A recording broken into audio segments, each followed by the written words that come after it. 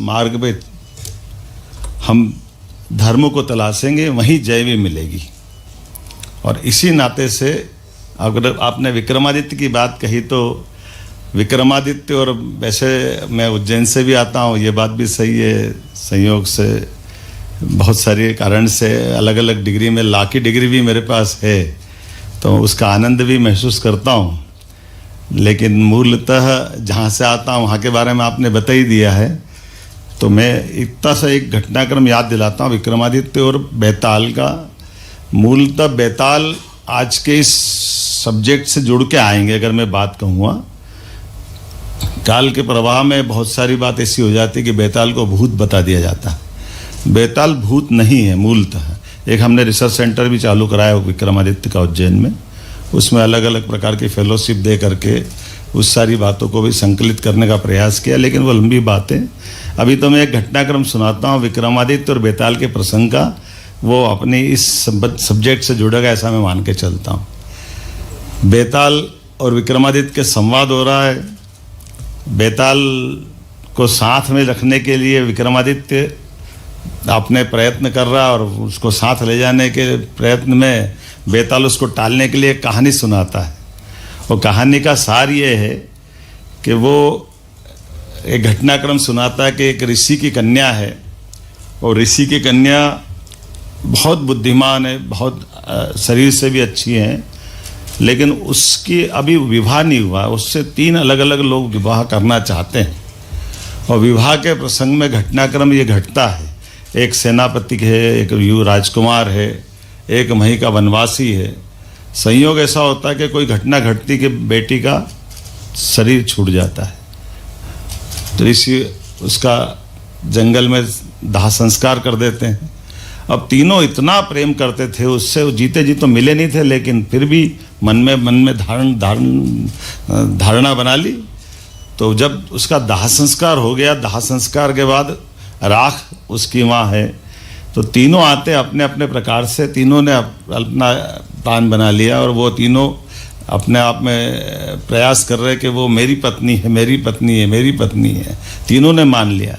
एक ने कुछ हड्डियाँ चुन ली, वो हड्डियाँ चुन के ले गया। दूसरे ने कुछ मुट्ठी भर राख निकाली, अपनी डब्बी में भर के वो ले गया।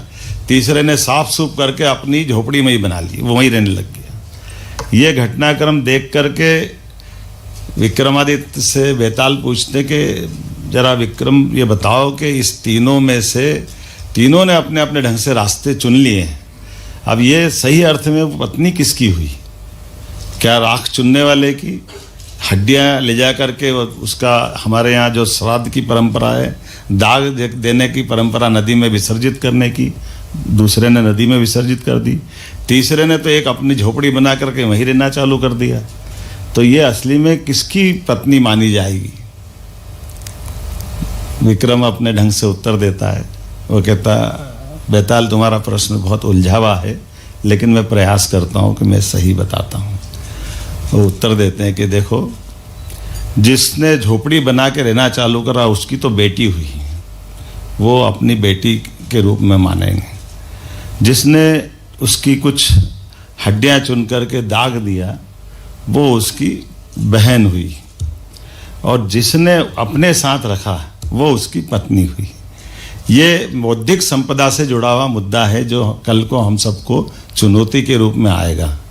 अलग अलग प्रकार की चुनौतियों में आम तौर पर जब हम अभी न्याय की व्यवस्था को देखते हैं तो वो केवल भौतिक संपदाओं से जुड़ी एक अलग की ढांचे से हम सब चल रहे हैं, लेकिन आने वाले कल में हमको अब इन सभी चुनौतियों से सामना करना पड़ेगा, क्योंकि ये विषय जितना जटिल है उतना ही ज़्यादा जरूरी भी है। केवल जटिलता से छोड़ा नहीं जा सकता। जितनी गंभीरता के साथ इस सत्र का आयोजन करने के बारे में मन बनाया होगा, मैं मान के चलता हूँ आज के इस दौर में उतनी ही ज़्यादा आवश्यकता इस बात की है। क्योंकि अब ये न्याय से जुड़ी हुई बात जब आएगी तो जमीन, व्यापार, धन, तमाम विवादों के हमने निराकरण किए हैं, और उसको करना थोड़ा सा हमारे लिए वो भी कठिन था, लेकिन हमारी न्याय परंपरा से हमारे सभी न्यायालयों ने अपनी अपनी बहुत अच्छी भूमिका अदा की है। लेकिन अब ये 21वीं सदी का समय चल रहा है, नॉलेज सदी भी इसको कहते हैं। ऐसे में स्वाभाविक रूप से वो सारी चुनौतियाँ हमारे बीच आएगी, जो नई रिसर्च, नए आइडिया, नई मेडिसिन के फार्मूले कहाँ से क्या क्या निकल के आएगा मैं नहीं बता सकता हूँ, लेकिन ये सारी चुनौतियाँ हम सबके सामने आने वाली। और जैसी चुनौतियाँ आएंगी उसमें सबसे बड़ी संपदा ज्ञान संपदा का निर्धारण करना है।